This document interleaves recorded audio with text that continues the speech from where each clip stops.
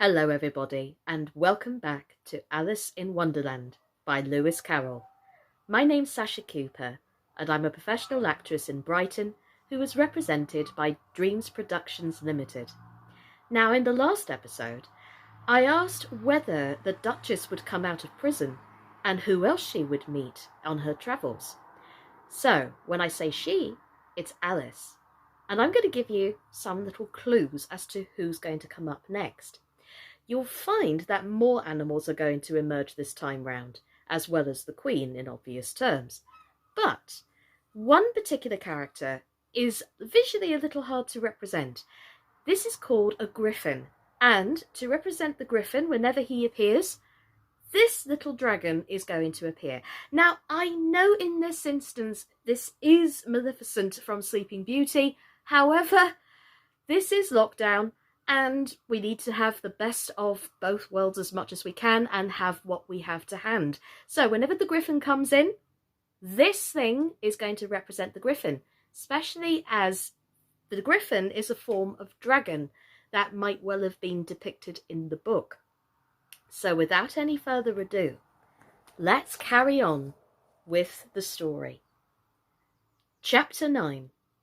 The Mock Turtle's Story. You can't think how glad I am to see you again, you dear old thing, said the Duchess, as she tucked her arm affectionately into Alice's, and they walked off together. Alice was very glad to find her in such a pleasant temper, and thought to herself that perhaps it was only the pepper that had made her so savage when they met in the kitchen. "When I'm a duchess," she said to herself, not in a very hopeful tone though, "I won't have any pepper in my kitchen at all.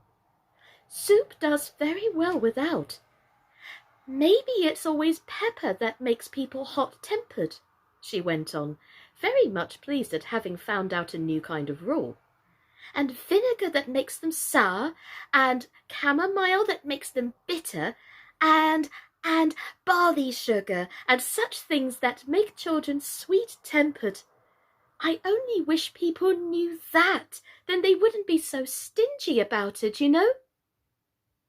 She had quite forgotten the Duchess by this time, and was a little startled when she heard her voice close to her ear. "You're thinking about something, my dear, and that makes you forget to talk. I can't tell you just now what the moral of that is, but I shall remember it in a bit."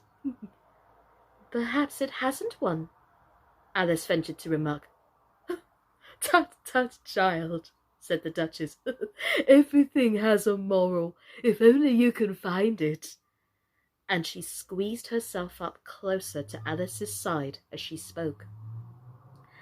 Alice did not like her keeping so close to her at first, because the Duchess was very ugly, and secondly, because she was exactly the right height to rest her chin upon Alice's shoulder, and it was an uncomfortably sharp chin.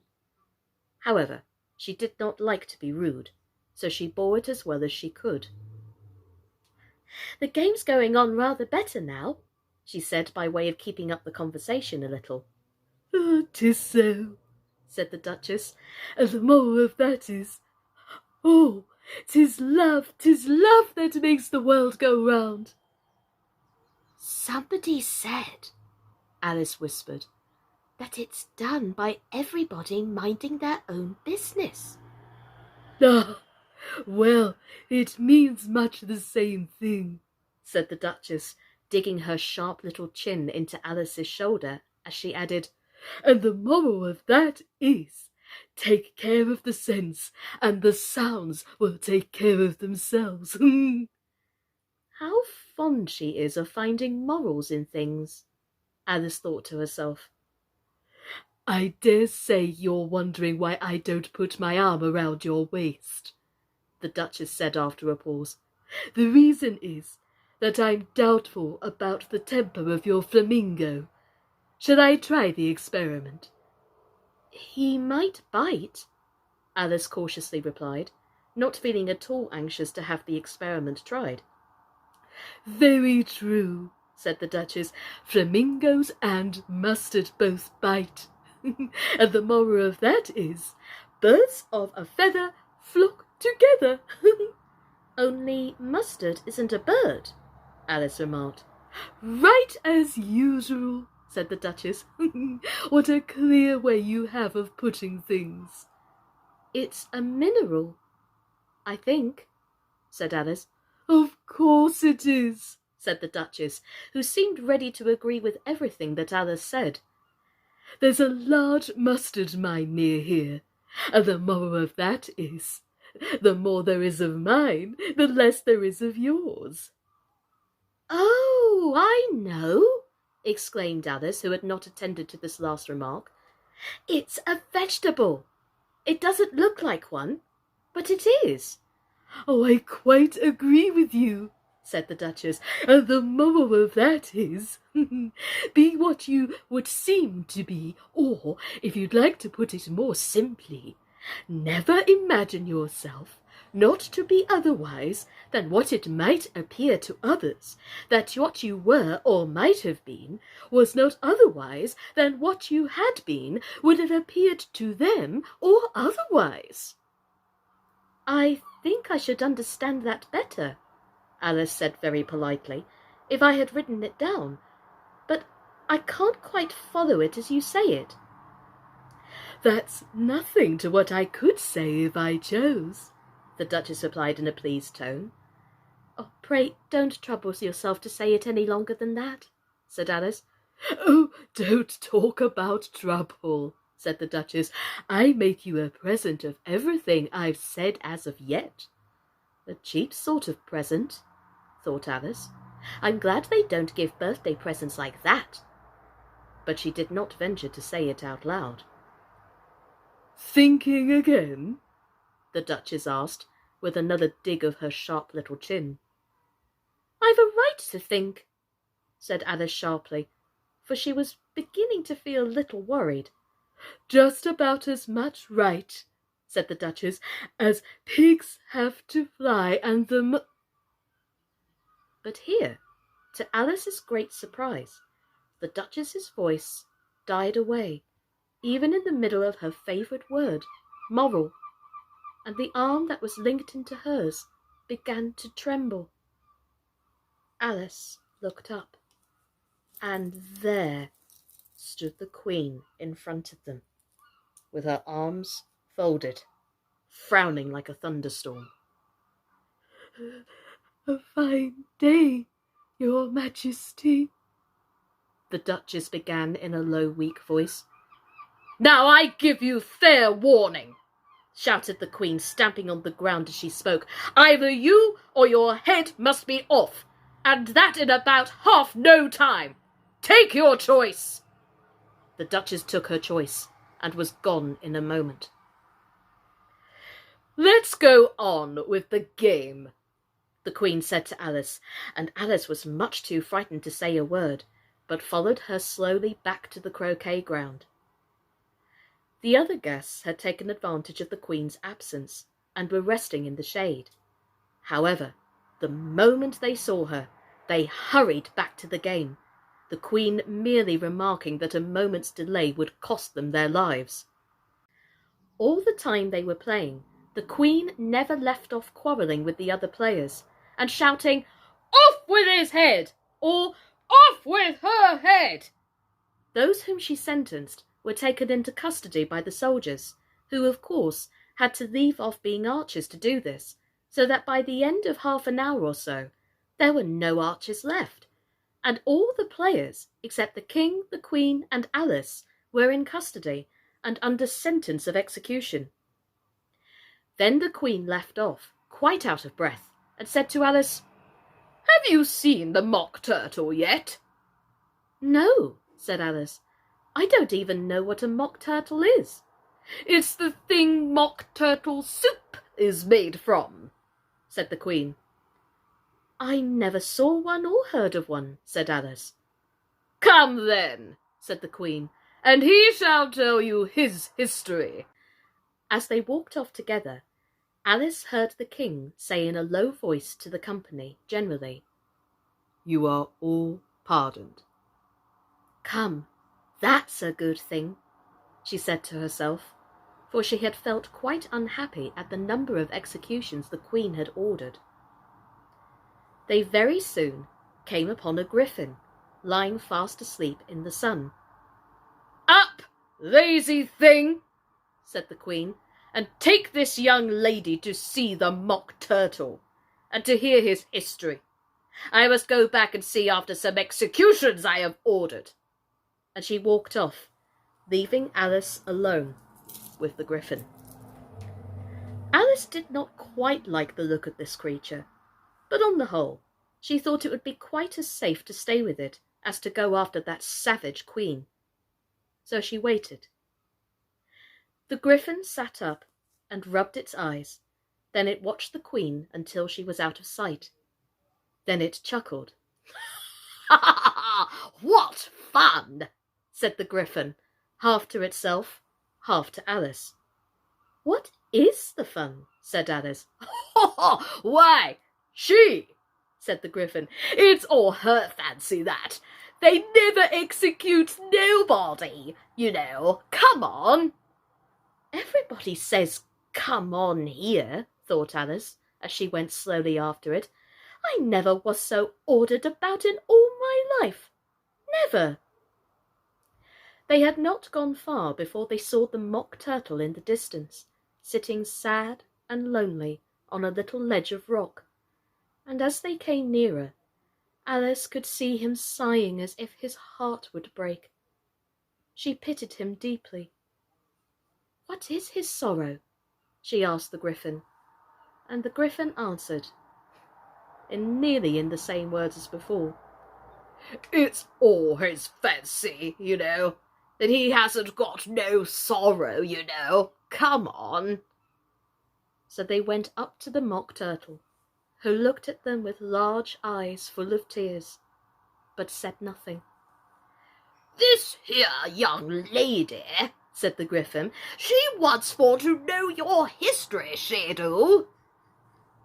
"I'll tell it her," said the Mock Turtle in a deep, hollow tone.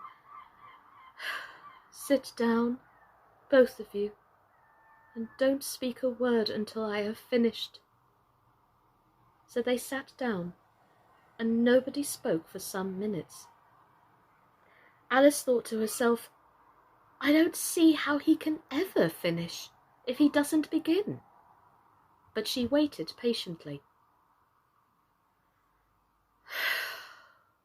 "Once," said the Mock Turtle at last, with a deep sigh, "I was a real turtle."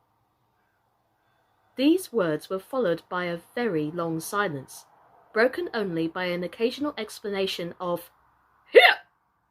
from the griffin, and the constant heavy sobbing of the Mock Turtle. Alice was very nearly getting up and saying, "Thank you, sir, for your interesting story," but she could not help thinking there must be more to come, so she sat still and said nothing. "When we were little," the Mock Turtle went on at last, more calmly, though still sobbing a little now and then, "we went to school in the sea. The master was an old turtle. We used to call him Tortoise." "Why did you call him Tortoise if he wasn't one?" Alice asked. "We called him Tortoise because he taught us," said the Mock Turtle angrily. "Really, you are very dull." "You ought to be ashamed of yourself for asking such a simple question," added the griffin, and then they both sat silent and looked at poor Alice, who felt ready to sink in the earth. At last the griffin said to the Mock Turtle, "Now drive on, old fellow. Don't be all day about it." And he went on in these words.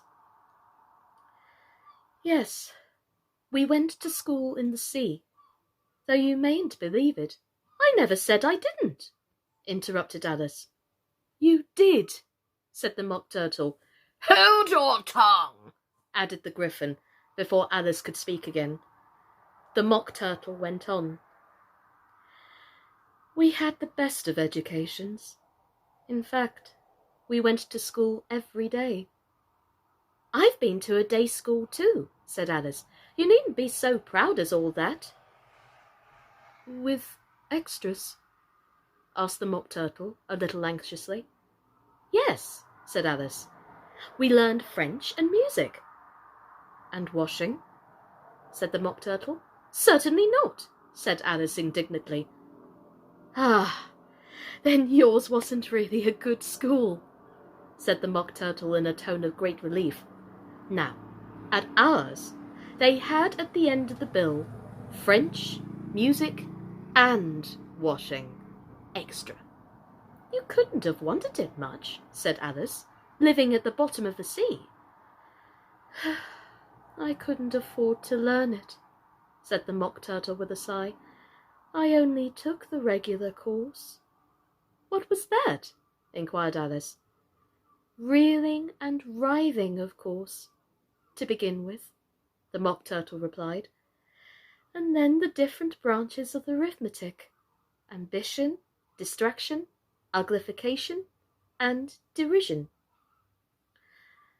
I never heard of uglification, Alice ventured to say. What is it? The Gryphon lifted up both its paws in surprise. Never heard of uglifying? It exclaimed. You know what to beautify is, I suppose. Yes, said Alice doubtfully. It means to make anything prettier. Well then, the Gryphon went on, if you don't know what to uglify is, you are a simpleton. Alice did not feel encouraged to ask any more questions about it, so she turned to the Mock Turtle and said, What else had you to learn?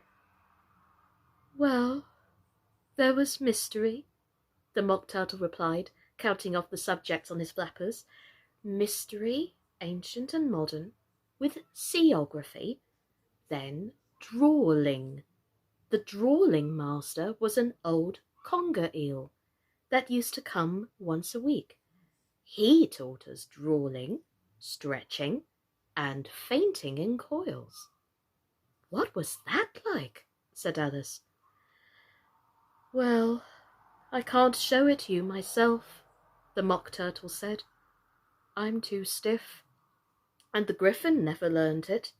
Hadn't time, said the Gryphon. I went to the classical master, though. He was an old crab, he was. I never went to him,